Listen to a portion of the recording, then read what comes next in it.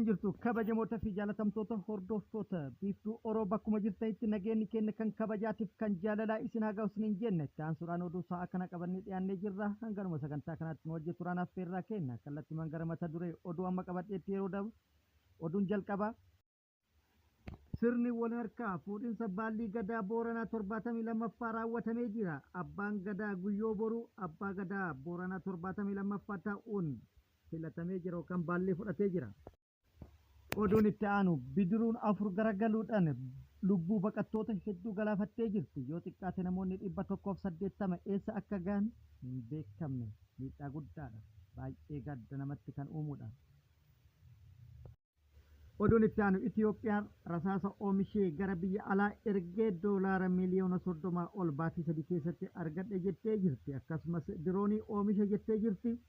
Diroonii oomisha jechuun Itiyoophiyaa kun immoo gaafilee hedduu kaasee jira. Oduun itti aanu waraanni bilisummaa Oromoo kaaba Oromiyaa godina Wallootti haleellaa loltoota mootummaa irratti raawwateen miidhaa guddaa irratti dhaqqabsiisuun injifannoo irratti argatu beeksisee jira. Guutuu oduu kanallee isiniin kenna. Guutuu oduu kanaatii fi kan biroo wajjin isin wajjin kan turu ani Bariisoo Ganamooti. Guutuun oduu kana akka itti aanu kanatti isiniif dhiyaata. Hanga dhuma sagantaa keenyatti nu wajjin tura. Itiyoophiyaan gurgurtaa rasaasaa irraa doolaara miliyoona 30 argattee jirti. Diroonis oomishuu jalqabdee jirti jedha muummichi ministeera Itiyoophiyaa. Kun immoo yaada garaagaraa hordofsiisee jira. Yaaddota kana dura turaniin fi haasawa kana dura turaniin wal bira qabuudhaan qaamonni garaagaraa yaada kennanii jiru. Itiyoophiyaan oomisha rasaasaa kana dura yaalamaa ture hojiitti hiikuudhaan amma sirnaan oomishaa jirti. Oomishuu qofa miti ala erguudhaan galii irraa argataa jirti. Baatilee 3 darban qofa keessatti rasaasa ala ergame irraa doolaarri miliyoona 30 argamee jira. Kun immoo biyya kamitti ergame kan jedhu namoonni gariin yookaan hedduun gaafii gaafataa jiru. Al ergiin cinattis bara 2014 fi 2015tti rasaasa alaa galchaa turre hambisee jira jedhe muummichi ministeera Itoophiyaa. Kun immoo guddina tokko jedhee jira. Kana qofaa miti. Meeshaalee waraanaa hedduu fi garaagaraa oomishaa jirra. Kilaasha oomishaa jirra. Isnaappara oomishaa jirra. Bireena oomishaa jirra. Taankii oomishnee jirra. Amma immoo diroonis hojjennee jirra jedhee jira. Haasawa muummichi ministeera Itoophiyaa Abiy Ahmad taasise kana hordofuudhaan gaafileen kan itti aanan kanaan garuu jedhu namoonni garaagaraa gaaza baafnee turre jedhanii ture. Dhadhaa ibidda bu'e ta'e. Akkasumas saatalaayitii gara hawaa erginee jirra jedhan achumaan hafte. Dawaa koronaa arganne jedhanii turan shunkurtii fi zanjabiila. Sadarkaa oomisha qamadii ala erguu irra geennee jirra jedhan garuu kan walitti qabe humnaa fi dirqeen uummatarraa guuree agarsiisaa ture. Diroonii oomishame jedhameen booda hoo maal argina kan jedhu mallattoo gaafii jala kaa'amee jira. Oduun itti aanu kun oduu gaddaati. Oduu baay'ee miira nama tuquudha. Bidiruuwwan 4 irra caalaan lammiilee Itiyoophiyaa fe'an garagaluudhaan namoonni 186 achi buuteen isaanii dhabamee jira. Galaana Yamanii fi Jibuutii irratti bidiruuwwan 4 garagaluun namoonni 186 achi buuteen isaanii dhabamuu dhaabbanni godaantota idil addunyaa IOM beeksisee jira. Imaltoonni kunneen irra caalaan isaanii lammiilee Itiyoophiyaa ta'us ibsee jira.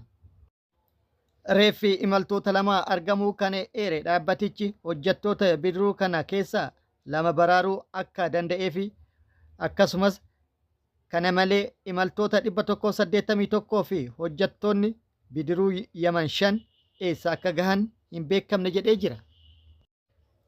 Imaltoota bidiroota kana keessa turan keessaa 181 kanneen achi buuteen isaanii dhabame jedhaman keessa harki caalaan isaanii lammiilee Itoophiyaa ta'uu Yemenitti itti gaafatamaan ergamaa IOM Abdusaator Asoo'eef Associated Pressitti himee jira. Akkasumas namoonni lubbuun hafan yoo jiraatan lubbuu baraaruu fi aangaa'ota naannoo waliin hojjechaa jirra. Wanti nama gaddisiisu immoo kan lubbuun hafan argachuu dhiisuu dandeenya jedhee jira. Balaan kun kamisa bitootessa 5 2025 mudate jedhamee jira. Akka gabaasa IOMitti godaansa seeraan alaa karaa biyya wal waraansan miidhamaa jirtutti Yaman qaxxaamuruun gara bahaa giddu galeessatti godhamu baay'ee dabalaa jira jedhee jira.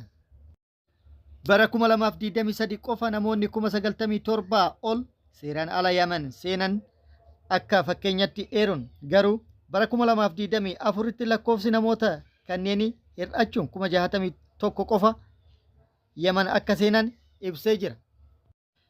Akkasumas bara 2024 qofa namoonni 558 imalarra osoo jiran akka du'an ibsee jira.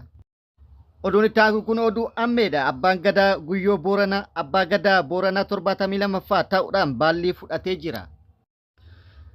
Sirni wal harkaa fuudhinsa Gadaa Booranaa 72ffaa haaromsa booda jala bultiin isaa sirna garaagaraatiin kabajamee jira. Agarsiifni aadaa taasifamee jira. Aadaan garaagaraa agarsiifamanii jiru. Akkasumas keessummoonni biyya keessa fi biyya alaa irraa adilleen osoo hin hafin irratti hirmaatuudhaaf dhufanii jiru. Keessummoota irratti hirmaatu dhufan keessaa keessummoonni jila Oromoo Boorana keenyaa isa tokkodha.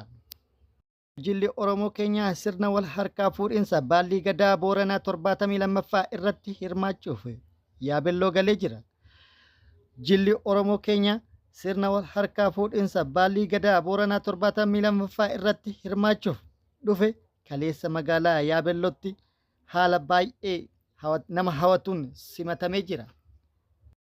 Simannaan ho'aan qaamota garaagaraatiin taasifameefii jira.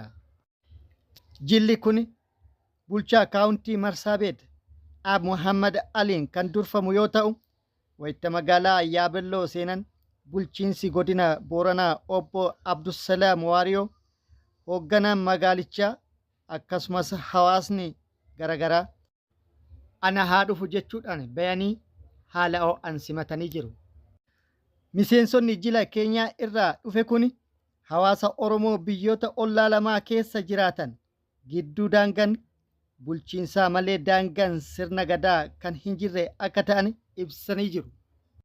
Akkasumas sirni gadaa ummatoota dhiigan tokko ta'an kanneen gaaddisa tokko jalatti walitti fiduun tokkummaa kan jabeessu ta'uu eeranii jiru. Walumaa galatti sirna baallii wal harkaa fuudhinsaa kana irratti keessummoonni garaagaraa yoo xiqqaate 40,000 kan ta'an kan hirmaatan akka ta'es eeramee jira. Kun akkuma jirutti ta'e guyyaan baallii wal harkaa fuudhullee gahee baallillee wal harkaa fuudhamee jira. Abbaan Gadaa Guyyoo boruu Abbaa Gadaa Booranaa 72ffaa ta'uudhaan muudamee jira. Yookaan immoo baallii fudhatee jira. Sirna baay'ee dimokiraatawaa ta'ee fi karaa nagayaatiin akkasumas fakkeenya addunyaa ta'uun Abbaan Gadaa Booranaa 71ffaan Kuraa Jaarsoo Abbaa Gadaa Booranaa 72ffaa Guyyoo boruutiif baallii dabarsanii kennanii jiru.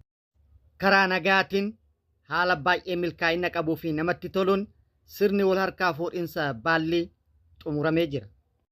Abbaa Gadaa Booranaa 72ffaa Guyyoo boruutiin baga gammadde jennee ni jirra. Itoophiyaanonni hoo kanarraa maal bartu?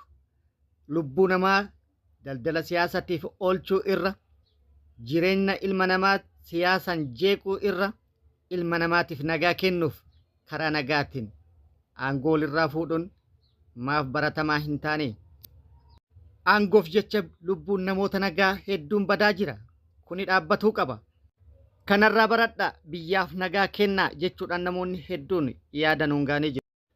Oduu oolmaa Oromiyaatiin waraanni bilisummaa Oromoo kaaba Oromiyaa godina Wallootti haleellaa humnoota mootummaa irratti raawwachuu beeksisee jira. Godina Walloo aanaa baateetti haleellaa raawwateen miidhaa guddaa irratti dhaqqabsiisuun injifannoo akka argates beeksisee jira. Bitootessa 8/2025 aanaa baatee iddoo addaa barri qoramaa jedhamutti waaree booda humnoota mootummaa maqaa inshuraansii jedhu da'oo godhatuudhaan bobbaatee uummatarraa mallaqa guddaa fi humnaa ol saamaa turtee fi akkasumas saamtee konkolaataa tokkoon gara magaalaa baateetti isii deebi'aa jirtutti haxxee hidhuudhaan haleellaa irratti raawwateen 3 battalumatti addunyaa kanarraa yoo godaansisu 4 madoodhaan akka adabee fi konkolaataa isaanillee hojiin ala akka taasise waraanni bilisummaa Oromoo beeksisee jira. Akkasumas humna dabalataa garasee ergamtes iddoo addaa jaldeettii jedhamutti hadheetti hidhuudhaan eegee haleellaa irratti raawwateen miidhaa guddaa kan lubbuutii fi kan qaamaa irratti dhaqqabsiisee jira. Haleellaa irratti raawwate kanaan hedduu addunyaa kanarraa yoo godaansisu 8 madoodhaan akka adabe odeeffannoon gara sirraa nu geette ibsitee jirti. Ijoolleen yeroo dabre jaalsanyii fa'aa wajjin galan jaalsanyiin fa'aa miliyoona hedduu fudhatanii isaan immoo 90,090 harka naquun fuudhanii galaniin har'a yeroo garagaraatti bakkoota garagaraatti haleellaan irratti raawwatamuun lubbuun isaanii galaafatamaa jira. Nagaa dhabdee baate osoo hin argatin fuudhanii harka nyaaphaatti raranii yeroo gara yerootti haleellaa irratti raawwatuun lubbuun isaanii badaa jira. Tarkaanfiin garagaraa irratti fudhatamaa jira. Haaluma kanaan magaalaa Ambootti guyyaa tokko dura baankii Haacaaluu fuula duratti raayyaan ittisa biyyaa ijoollee kanneen irratti haleellaa raawwatee jira. Haleellaa kan raawwates warra harka kennate 3 irratti yoo ta'u, tokko harkaa fiiguudhaan miliqee harkaa akka bahee fi 2 irratti haleellaa raawwataniin lubbuu isaanii galaafatuun dhagahamee jira. Inni haleellaan irratti raawwate inni tokko isa kanaadha. Haleellaa irratti raawwataniin lubbuu isaa bakka bu'aa hin qabne galaafatanii jiru. Oduun itti aanu naannoo Amaaraatti raayyaan ittisa biyyaa humna addaa naannichaatti fi akkasumas milishaa waliin wal haleeluun dhagahamee jira. Humnoonni mootummaa bakkoota garagaraatti walitti garagaluun yeroo garagaraatti wal haleelaa turanii jiru. Har'as naannoo Amaaraatti kan ta'e kanuma. Haaluma kanaan raayyaan ittisa biyyaa humna addaa naannoo Amaaraatti fi milishaa naannichaa waliin walitti garagaluudhaan haleellaa walirratti raawwataniin miidhaa qaama fi kan lubbuu galaafannaa walirratti raawwatanii jiru. Haleellaa walirratti raawwatanii yoo xiqqaate battalumatti loltoonni 5 kan ajjeefaman yoo ta'u, hedduun akka madaa'anis odeeffannoon gara sirraa baate ibsitee jirti. Naannoo Amaaraatti yeroo garagaraatti waraanni mootummaa walitti garagaruudhaan haleellaa walirratti raawwatuun miidhaa guddaa walirra geessaa akka tures ni yaadatama. Akkasumas naannoo Oromiyaattis wantoonni turan kanuma. Haleellaa humnoonni hidhatan kun yookaan humnoonni waraana mootummaa walirratti raawwatan kanaan miidhaan hedduun loltoota irratti dhaqqabaa akka tures ni beekama. Haalli kun ammas itti fufee jira. Kabajamoota fi jaalatamtoota hordoftoota biiftuu Oroo oduun ammaaf qabadhe kan hanga ammaa kana guutuu oduu wajjin isin wajji ka ture ani Bariisoo Ganamooti. Hanga yerootti aanutti deebinee wal agarrutti nageenyi Rabbi isiniif haa baay'atu. Nagatti nu turan hawwii kennaa nagatti nu tura.